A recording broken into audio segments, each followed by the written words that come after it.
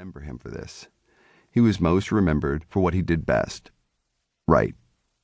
Still, his career as a writer, especially as a journalist, provided him with great opportunities to observe and understand leaders and leadership. Whether that makes him an authority on leadership is largely irrelevant. His writing has inspired many to find meaning in his words that may be well beyond what Kipling intended. Kipling believed that a reader should find the truth in a writer's words. He once said, "The true nature and intention of a writer's work does not lie within his own knowledge." Rudyard Kipling has been celebrated and criticized with equal passion. His supporters included literary great Henry James, who said, "Kipling strikes me, personally, as the most complete man of genius that I have ever known." In 1907, Kipling became the first British citizen to win the Nobel Prize in Literature, awarded in consideration of the power of observation, originality of imagination, virility of ideas, and remarkable talent for narration, which characterize the creations of this world-famous author. Much of the criticism leveled at Kipling is based on accusations of militarism, imperialism, and racism.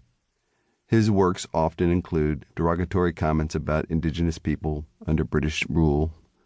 George Orwell, one of Kipling's most vocal critics, referred to Kipling as the prophet of British imperialism. According to critic Douglas Kerr, he is still an author who can inspire passionate disagreement. Who was Rudyard Kipling? Kipling's life provides interesting insights into his thoughts and writing. Born in Bombay, India, in December 1865, Kipling was the son of English expatriates. While he spent most of his life elsewhere, he always thought of himself as Anglo-Indian. India was an essential part of who he was. Among his greatest sources of inspiration were the people of India, indigenous Indians, and his fellow colonials alike. Kipling and his sister Trix left India to attend school in England when he was 6 and she was 3. This was a defining period in Kipling's life. He overcame the adversity of boarding with an abusive family while in England, and it was during this period that family began to emerge as the dominant force in Kipling's life. The extended absences from members of his family strengthened his bonds to them. Kipling often referred to the family square, a military term that indicated the importance of his family to his emotional and spiritual strength and well-being. Family and close friends would remain Kipling's strongest influences throughout his life. Kipling returned to India at the age of 17 to pursue a career as a journalist. As the sub-editor of the Civilian and Military Gazette in Lahore, India, now part of Pakistan, he learned about the business of journalism and gained valuable writing experience. This also gave Kipling his first taste of leadership and its challenges.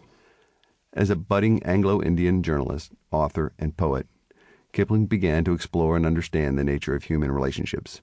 He observed the effects of societal boundaries. He also began to understand the power of boundary crossing. Kipling biographer Harry Ricketts devoted an entire chapter to this topic. Kipling excelled at seeing across the societal divides. He truly understood and appreciated those around him, regardless of culture, rank, or status. Kipling's boundary crossing enabled him to create fictional characters who seemed real. This skill also gave him the ability to connect with those he was interviewing. Finally, it allowed him to bridge the cultural gap that typically existed between colonials and Indians. He used these skills to meet and befriend prominent leaders within the Indian and Anglo-Indian communities. These relationships exposed Kipling to many political, business, and military events that taught him valuable leadership lessons. Having achieved a degree of literary success in India, Kipling returned to England in 1889. He wanted to test himself in London, then the center of the literary world. Kipling found immediate critical and popular success that continued to grow for the next 20 years.